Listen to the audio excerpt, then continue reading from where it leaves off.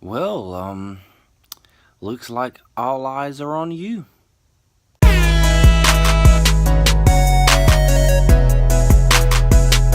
So guys, after watching the promo of episode 4, I'm really excited about this episode coming up because we're finally going to get a Miss Grundy episode. I've been wanting to find out more about this character besides her infidelity with Archie, because her character seems to have the most suspicion and she seems to have the most people accusing her of being the killer. With that being said, I'm surprised not a lot of people joined the Betty killed Jason campaign after her latest meltdown in the previous episode, but I guess people are smart like me and know why that cannot happen. And if you don't know what I'm talking about, go check out my last video.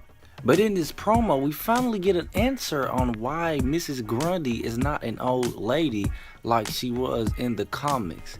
If the promo is not misleading as some promos usually are, apparently Mrs. Grundy, or whoever she is, stole the identity of the old lady who died 7 years ago.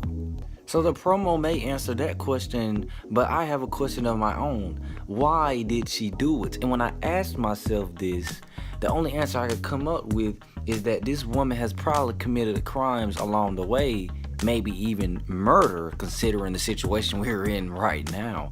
And she probably had to use someone else's identity to cover up the tracks. And also, if the promo is not even more misleading as they usually are, as the promo goes along, they find a gun inside Miss Grundy's car.